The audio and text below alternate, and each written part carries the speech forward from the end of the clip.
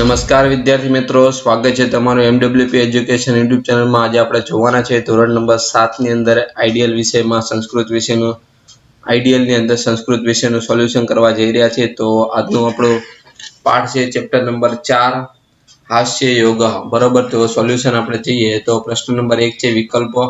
એમાં પેલું છે યંત્ર ક્રીદશ અસ્તિ, બરોબર। તો પહેલામાં આવશે ક્રયણ યોગમ।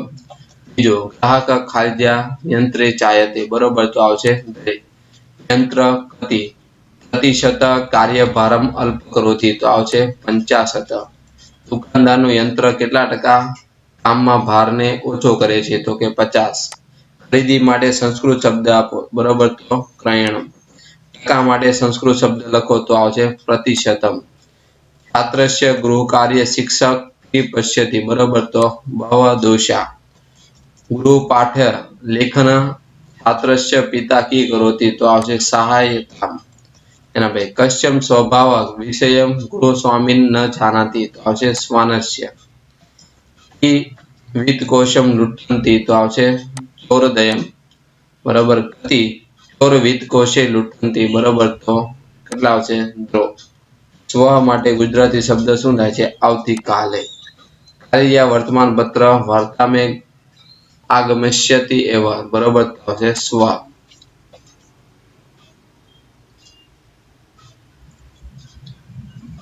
14મો છે કશ્ય પત્ની ભોજનસ્ય પશ્ચાત ભોજન કરોતિ શંભુનાથસ્ય।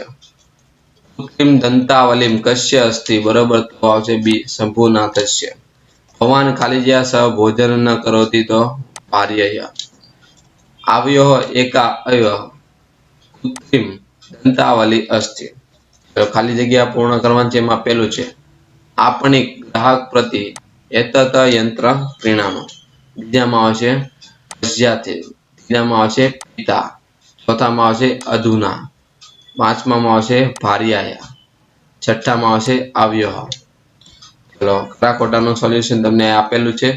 પેલા બે વિધાન ખોટા છે, પછીનું ત્રીજું વિધાન સાચું છે, બાકીના દરેક વિધાન ખોટા છે।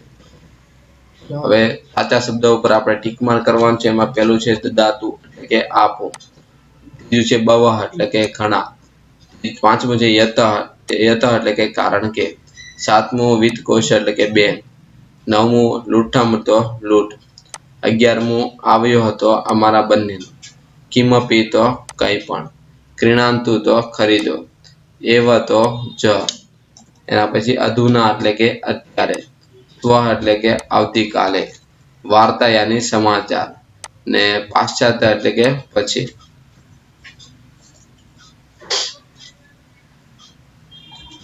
ચલો હવે આપણે ગુજરાતીમાં આપણે ઉત્તર આપવાના છે। એમાં રૂપિયા કે યંત્રે દદાતું વાક્ય કોણ બોલે છે ગ્રાહક। દુકાનદાર ગ્રાહકને શું આપે છે કે આ યંત્ર ખરીદો અને ખરીદવા લાયક છે, ને યંત્ર તમારા કામનો 50% ભાર ઓછો કરશે। યંત્રની સી વિશેષતા છે કે યંત્ર કામનો 50% ભાર શું કરે છે ઓછો કરે છે। ગ્રાહક કેટલા મશીનો માંગે છે, ગ્રાહક 2 મશીનો માંગે છે। શિક્ષક વિદ્યાર્થીને શું કહે છે, શિક્ષક વિદ્યાર્થી કહે છે કે તારા ગૃહ કાર્યમાં ઘણી ભૂલો છે। વિદ્યાર્થીને ગૃહ કાર્યમાં કોણ મદદ કરે છે, તેના પિતા। ભવતઃ ગૃહ કાર્ય ભવ દોષ, આ વાક્ય કોણ બોલે છે, તો કે શિક્ષક। મકાન માલિકે અતિથિને શું કહે છે, મકાન માલિક અતિથિને કહે છે કૂતરાને ભય ન રાખો, બરોબર। કૂતરાનો સ્વભાવ વિશે મકાન માલિકને ખબર નથી, કૂતરાના સ્વભાવ વિશે। મકાન માલિક કયા પ્રાણીની વાત કરે છે, તો કે કૂતરાની। એના પછી શ્વાન ભયમ ન અનુભવતમ, આ વાક્ય કોણ બોલે છે કે મકાન માલિક। વ્યર્થમ શ્રમમ માં કરોતિ, બરોબર, આ વાક્ય ચોર બોલે છે। કેટલા ચોરે બેંકમાં ચોરી કરી, તો કે 2। બેંક લૂંટ્યા પછી ચોરોએ શું કર્યું કે બેંક લૂંટ્યા પછી ચોરોએ ઘરે આવીને વાતચીત કરી। બીજો ચોર પ્રથમ ચોરને શું કહે છે, બીજો ચોર પ્રથમ ચોરને કહે છે ધન ગણવાની ખોટી મહેનત ન કર, કાલે સવારે સમાચારમાં આવશે। મમ ભોજનસ્ય પશ્ચાત સા ભોજન કરોતિ, આ વાક્ય શંભુનાથ બોલે છે। શંભુનાથની પત્ની શંભુનાથના ભોજન કર્યા બાદ કેમ ભોજન કરે છે।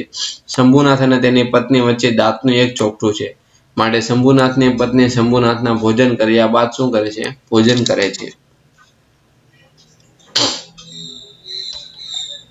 એના પછી જે 18મું શંભુનાથ અને તેની પત્ની પાસે કૃત્રિમ દાંતના કેટલા ચોકઠા છે? તો માત્ર 1.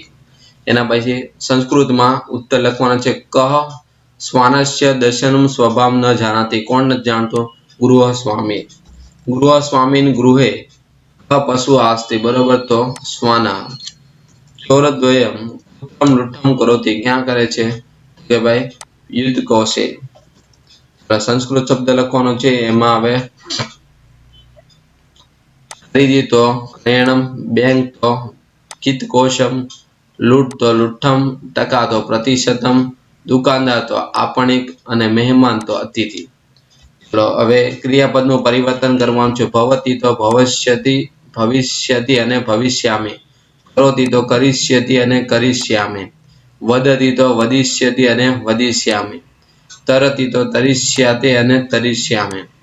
ચલો હવે અન્ય વાક્યમાં શબ્દનો ઉપયોગ કરીને અન્ય વાક્ય લખવાના છે. બરોબર, તો અહીંયા આપણને અંડરલાઈન કરેલી છે તેની જગ્યા પર આ 3 વારાફરતી આપણે એક એક વાક્ય બનાવવાના છે, 3 શબ્દ મૂકીને. તો અહીં 3 ના તમને ઉત્તર આપેલા છે. પહેલું છે ફેનમ, ફેનકમ, બીજું પુસ્તકમ અને ત્રીજું છે ફલમને આધારે.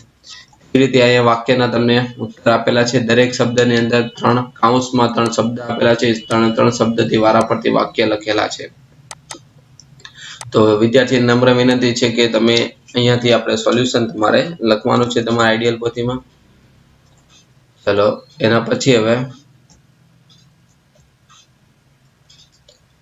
પ્રશ્ન નંબર 10 છે કે ભાઈ કૌંસમાં તમને આપેલું છે તે મુજબની વાક્ય રચના આપણે બનાવવાની છે.